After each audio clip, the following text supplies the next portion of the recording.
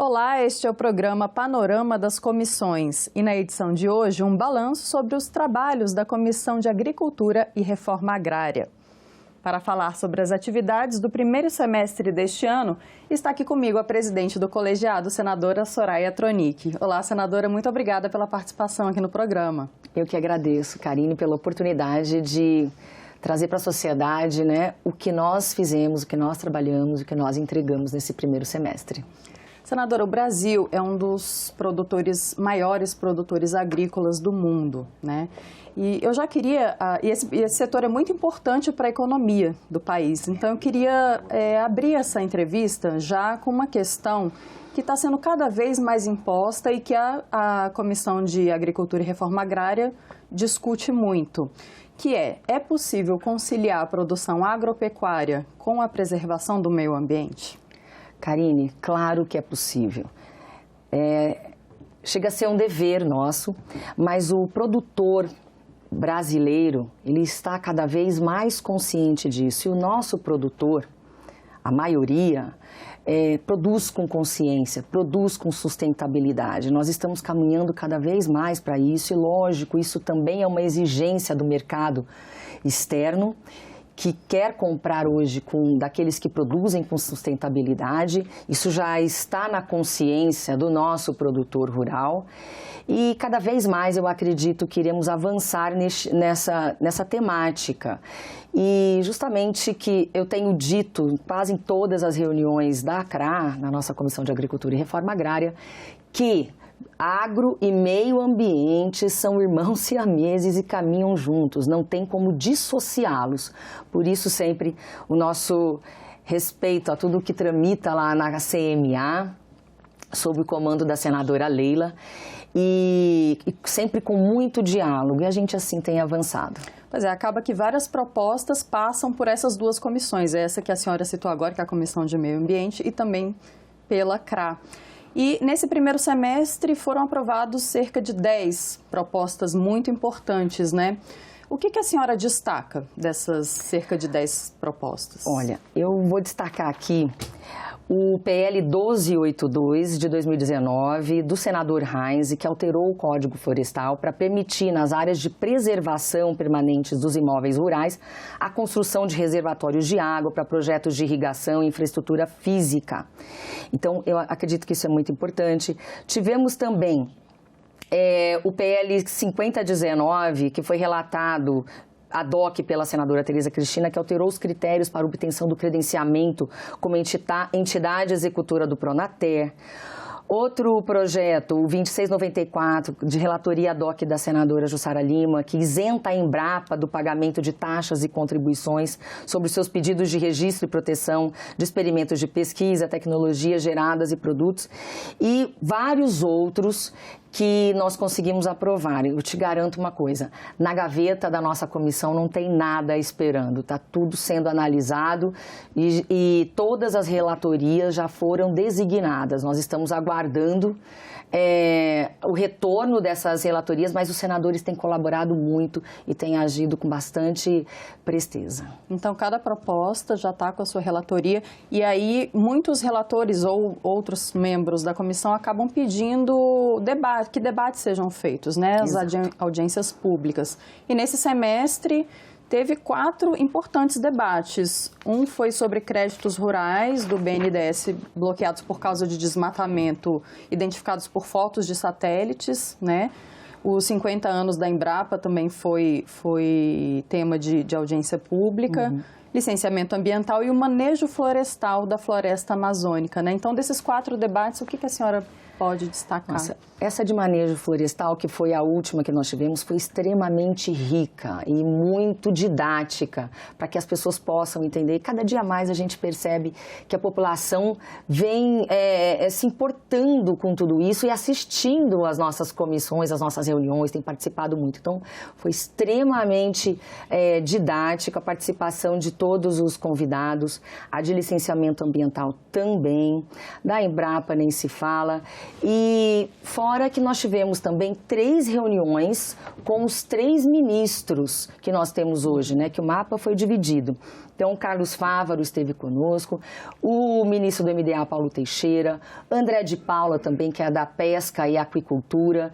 Então, foi muito enriquecedor, eles trouxeram os seus projetos de dentro do Poder Executivo para que a gente pudesse compreender, né, quais são as metas dessas 3 pastas de suma importância para a nossa economia, inclusive, como você citou.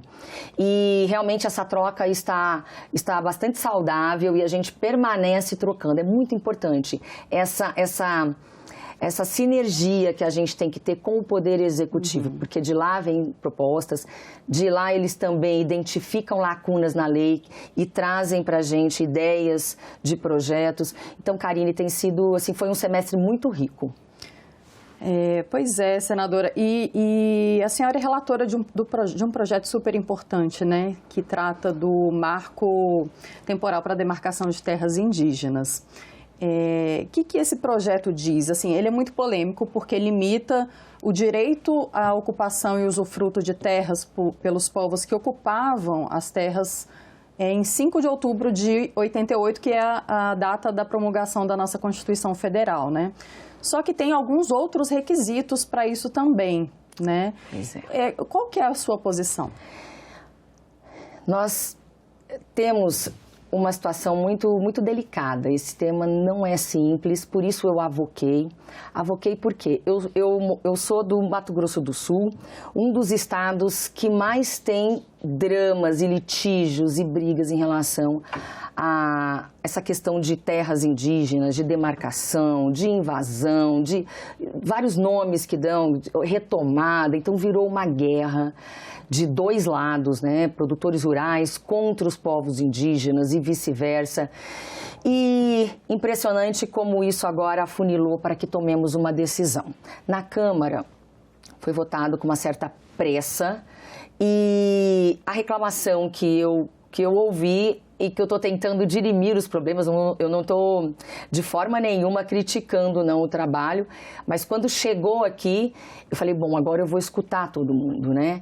Então, o texto veio baseado nas condicionantes daquele julgado da Raposa Serra do Sol, mas o que muitos dizem é que aquilo foi um julgado há 15 anos e que as coisas mudaram, que nós precisamos rever certos conceitos. Há também a questão da indenização, Karine. Por mais que os antigos governos do PT tenham trabalhado por anos e anos com demarcações, a vida dos indígenas não melhorou muito, as reclamações continuam, as insatisfações continuam. Ao mesmo tempo, nós temos o lado dos produtores rurais que também estão insatisfeitos, mesmo após os 4 anos de governo Bolsonaro, que prometeu não demarcar, mas prometeu também resolver as questões dos produtores rurais que perderam suas terras, pessoas que tinham título adquirido de boa fé. Então, nós temos esses 2 lados absolutamente insatisfeitos. Não adianta agora a gente tomar uma atitude sem ouvir todo mundo. O que eu fiz? Como veio esse texto da Câmara, eu chamei todos os interessados e estou recebendo notas técnicas, tanto do Ministério Público Federal que me procurou, também dos povos indígenas. No meu gabinete eu recebi o secretário Eloy Pereira, lá do Ministério dos Povos Indígenas, e ele trouxe toda a demanda. Recebi parlamentares para ouvir, recebi indígenas e também, eu sou membro da FPA, estou conversando com a FPA para que a gente possa chegar num consenso sobre essa questão. Principalmente, Karine, porque tramita na Câmara um projeto de lei de indenização dessas terras, né? E é uma PEC. O nosso aqui é um projeto de lei. Então, são incompatíveis. Eu bem que tentei colocar dentro do texto a questão da indenização, mas parece que não vai ser simples assim. Então, o que nós estamos fazendo? Um esforço concentrado para que essa PEC caminhe lá na Câmara, porque ela passou, a casa iniciadora foi o Senado Federal. O projeto estaria dependendo, então, dessa PEC. Dessa PEC também. Por quê? Porque nós queremos trazer uma solução conjunta, com uma PEC e um projeto de lei. Além disso, eu recebi a sinalização do governo federal da intenção, sim, de indenizar as pessoas que tiveram as suas terras, que perderam as suas terras, né? Indenizar a terra nua, que era uma grande discussão, uma indenização em dinheiro, justa, do valor de mercado. E, além disso, também a possibilidade de permutas. Aquele produtor rural que perdeu sua propriedade e deseja uma permuta ao invés de receber em dinheiro. Então, nós estamos num momento que essa questão envolve direitos constitucionais, direitos fundamentais. Então, temos colisões aí, mas precisamos lembrar que todos são brasileiros, né? Os povos indígenas são brasileiros, sim, mas nós também temos o direito de propriedade. E o direito de propriedade traz segurança jurídica. Isso interfere, inclusive, na forma como o exterior vê o nosso país. Tem que haver segurança jurídica. E se temos o direito de propriedade, sim, precisamos entender que essas pessoas também são brasileiros, né? Como os povos indígenas também podem ter suas propriedades, adquirir uma propriedade, seja ela pequena ou não, porque quando a gente pensa em propriedade parece que sempre é grande. Não, a sua casa você tem o direito de ter o título. Então é simplesmente assim, atender os dois lados, ouvir os dois lados para realmente conseguirmos achar uma solução antes do STF, antes que o prazo no STF escoa e eles sejam obrigados, na ausência de legislação, legislarem por nós. Pois é, isso até que eu ia perguntar.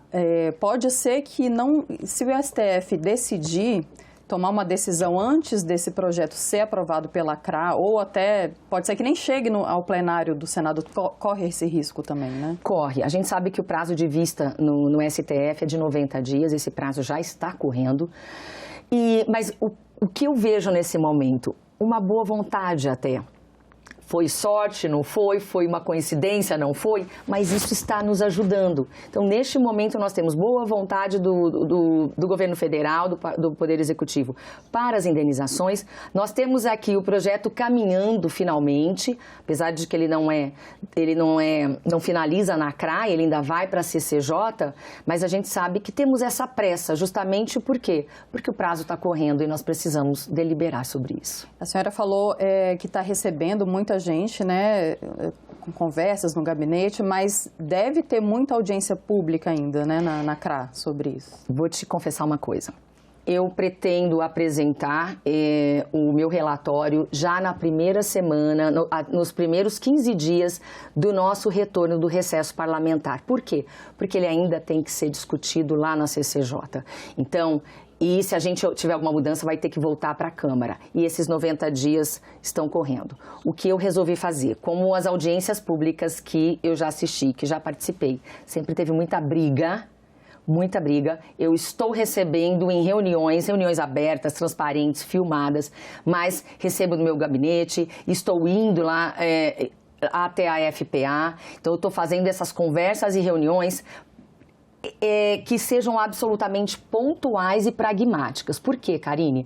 Porque aquela discussão ideológica, aquela briga, aquela situação que fica muito acirrada, eu não quero promover mais isso, eu já vivi isso, a gente já conhece o tema, né? Muito se falou aí da reforma tributária e esses textos são muito novos. Esta questão não é tão nova assim, nós sabemos o que deve ser feito, nós precisamos ouvir, saber o que as partes podem ceder, porque dentro de uma composição todo mundo cede um pouco, mas todo mundo ganha também, né? Então, por isso, Karine, que nós decidimos que para termos pragmatismo, escutar todos, mas de uma forma menos, que os ânimos não se acirrem.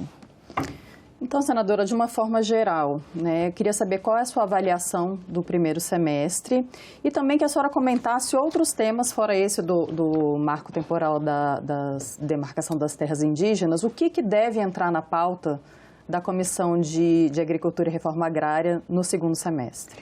Bom, eu fico muito feliz, eu retorno à presidência da CRA depois de 2 anos, bem mais experiente, né? Quando eu cheguei, eu já tinha uma visão muito mais ampla do que naquela vez e nós conseguimos, de uma forma muito bacana, trabalhar em harmonia, todos os membros, conseguimos deliberar muito, tivemos muitas audiências públicas que foram produtivas e não ficou nada na gaveta.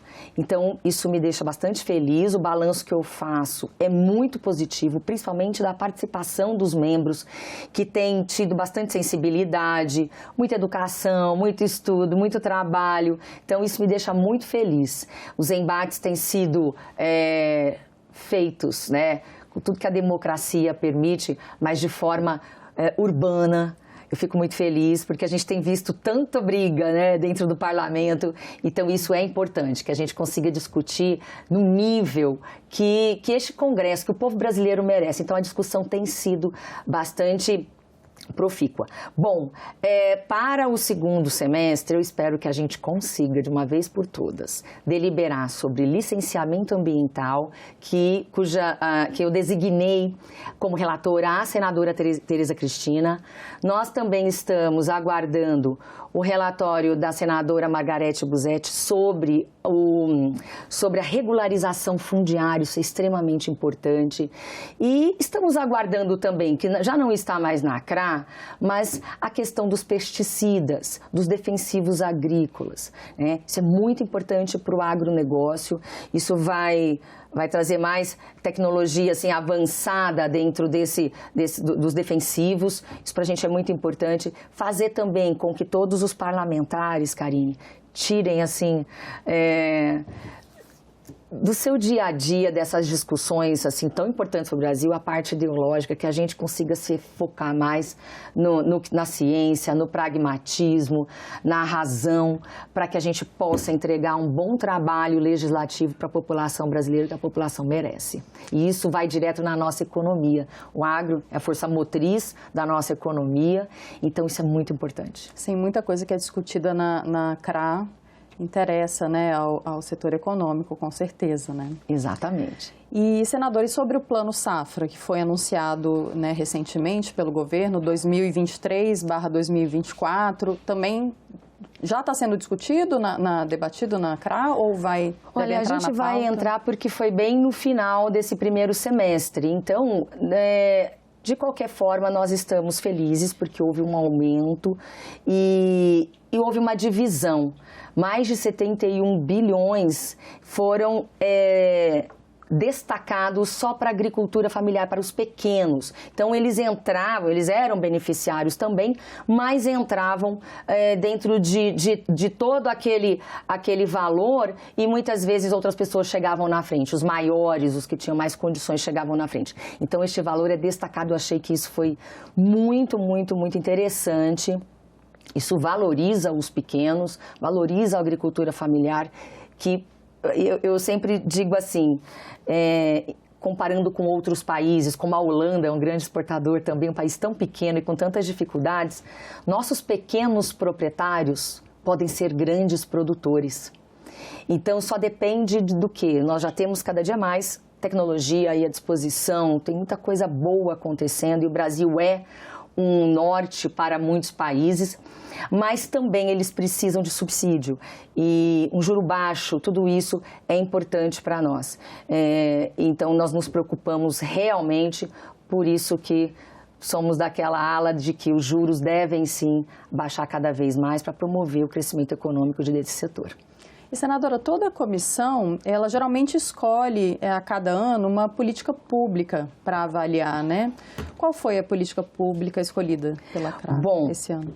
Ainda estamos em deliberação sobre a política pública, mas o que nós esperamos é que a gente sempre tenha os olhos voltados para a sustentabilidade, que esse é o grande mote, e, além disso, a questão da agricultura familiar, que também está muito em voga. Certo. Tem mais alguma coisa que a senhora gostaria de destacar? O que vocês estão pensando agora também durante o recesso? Tem algum tipo de conversa para o próximo semestre? Tem mais algum assunto importante? Olha, Karine, o assunto mais importante é que a gente consiga, né? Nós estamos com esses pontos muito sensíveis, que é o marco temporal, licenciamento ambiental, regularização fundiária, que também é algo que incomoda bastante, e a questão dos defensivos, que a gente consiga finalmente chegar num acordo, todos nós, né? E consigamos, acima de tudo, com as nossas reuniões, que têm sido cada vez mais assistidas, informar a população com a informação fidedigna, que sai daqui, direto da fonte. Os senadores que participam da comissão, muitos ali dão aula de agronegócio. E algo que nos preocupa bastante também, isso faz parte de um projeto meu, um projeto piloto. Em parceria com o Instituto Federal do Mato Grosso do Sul, nós estamos fazendo um projeto piloto no assentamento Bandeirantes, lá na cidade de Miranda. Esse assentamento com 60 famílias, que estão lá há mais de 30 anos, as terras não estão regularizadas. Então, quando você faz uma reforma agrária e só... Me perdoe a palavra, mas assim, joga as pessoas naquele pedaço de terra e as deixa lá, elas ficam numa situação que elas não têm condições de crescer, principalmente porque não dá o título da terra. Uma verdadeira reforma agrária tem que fazer o serviço completo. Então, nós temos muitos e muitos casos de pessoas assentadas há mais de 30 anos que não têm a dignidade, inclusive acabam pagando juros maiores. Por quê? Porque elas retiram dinheiro emprestado no seu CPF e não tem garantia nenhuma para dar. Então, essa é uma desigualdade que eu espero que esse governo, que começou a reforma agrária lá atrás, consiga regularizar de vez. Porque tem que ter um fim social, né? Lógico. A reforma agrária... O fundo dela é esse, né? Ter um fim social, né? Exato, mas você tem que ajudar essas pessoas a produzirem. É isso que esse projeto lá em Miranda faz. Nós teremos uma audiência pública neste semestre que vem agora, com o Instituto Federal. Já convidamos a reitora Elaine e as pessoas lá do Joeldo, que é o presidente da associação desse assentamento. Então, nós conseguimos, com emenda parlamentar, implantar 16 tanques de peixes e também uma hidroponia. Toda essa produção que começou agora no primeiro semestre, tudo que produzir agora no segundo semestre já está vendido. Por quê? Porque nós conseguimos fazer essa cadeia. Tem uma fazenda que exporta pescados, então ela já vai adquirir uma boa parte desse pescado da agricultura local, né, da piscicultura local. Então, está tudo casado, a produção também com a prefeitura. Então, é um projeto em que o Instituto Federal dá, inclusive, o suporte administrativo para ajudá-los a se organizarem em uma cooperativa. Então, nós precisamos dar o peixe, mas ensinar a pescar literalmente. Então, este é um projeto que virou a menina dos olhos e um case de sucesso que será multiplicado. E tem muitos parlamentares que já estão assim de olho e querendo saber como é para que possam implantar nos seus estados. Porque, sinceramente, pelo valor que foi destinado para o Instituto Federal, o Instituto Federal fez um grande milagre com esse dinheiro. Então, mostra que a pesquisa, né, que nós temos no nosso país é uma pesquisa maravilhosa, mas é uma pesquisa que está indo para campo. Antes, muitas pesquisas da Embrapa, por exemplo, iam para o escaninho. Hoje vão para as nuvens, né? Não são mais papel. Mas nós precisamos, né, trazer esse círculo virtuoso, que a pesquisa vá para o campo e que produza riquezas para o nosso povo. A audiência pública, então, deve ser lá, em loco, é isso? Então, eu vou trazê-los para cá, porque eu quero levá-los para o Ministério da Agricultura, para o MDA, para o Ministério da Pesca e Aquicultura. Quero que eles façam, que esse pessoal que vem consiga ter uma visão também de mundo e consigam falar para outros parlamentares. Nós tivemos a inauguração há pouco, mas agora eu quero trazê-los justamente para que o mundo conheça e para que eles também conheçam, possam trocar essa experiência aqui. Então vai ser muito rica. E ainda sobre reforma agrária, né, regularização fundiária, como que o Legislativo, especificamente a Comissão de Agricultura e Reforma Agrária, vai olhar para o MST? Bom, invasão é crime, nós sabemos, né? Então, a verdade é que este movimento surge justamente por quê? Porque todo o programa, com todo respeito, quando ele assenta essas pessoas nessa terra, tem condições sim de entregar o título e não entrega, os movimentos, obviamente, são brasileiros que estão numa expectativa que não foi atendida. Então, o que precisa ser feito? precisa atender as expectativas, porque é um movimento que tem um pleito, mas esse pleito nunca é atendido, ele vai ser eternamente viver neste pleito. Peraí, nós precisamos virar certas páginas na nossa vida, a gente não aguenta mais tudo isso. E existe sim condição de assentar todas essas pessoas, existe condição de dar o título da terra para todas essas pessoas. Por que não fazer? Por que não fazer? Porque temos órgãos competentes para tanto, temos tudo nas nossas mãos e, assim, às vezes eu me pergunto, o que falta, meu Deus? O que falta? Então, assim, é incompreensível que nós estejamos ainda rastejando nessas questões. Como é a questão do marco temporal? Nós precisamos, de uma vez por todas, encontrar uma solução. E eu vejo que aquele discurso acirrado de ódio sabe, e de muita hostilidade vem diminuindo. Eu fui procurada, antes as pessoas me viam como uma pessoa do agro e eu não sou do agronegócio, tá? Eu tenho clientes do agro, a minha família é do agro, mas eu não tenho não tenho essa atividade. Mas como tem muita ligação, as pessoas me viam, muitos indígenas ou muitas pessoas de assentamentos, muitos assentados, como uma pessoa, uma inimiga, e não é, isso tem mudado. E eu percebo a vontade e o cansaço dessas pessoas, principalmente pelo cansaço, elas estão agora com vontade de sentar e conversar. Muitas foram vencidas pelo cansaço. E eu não tenho, sinceramente, eu fico assim impressionada quando a gente tem tudo para resolver e não consegue resolver por falta de vontade. Eu estou cheia de vontade de resolver essas questões. E eu vejo que este é o momento mais favorável de diálogo. E há muitos anos eu estou nesta área, atuando como advogada nestas questões e nunca vi um momento tão propício de diálogo. Então, assim, eu estou muito feliz, porque eu acho que estamos caminhando para a maturidade, Karine. Que bom, senadora. Te agradeço muito pela sua participação aqui no programa. Muito obrigada, é um prazer enorme poder prestar contas do nosso trabalho. Eu estou muito feliz. Até o final do ano nós vamos entregar muito mais. Obrigada. Obrigada. Este foi o panorama do primeiro semestre de 2023 da Comissão de Agricultura e Reforma Agrária. Esta entrevista já está disponível na nossa página na internet, senado.leg.br/TV e também no nosso canal no YouTube.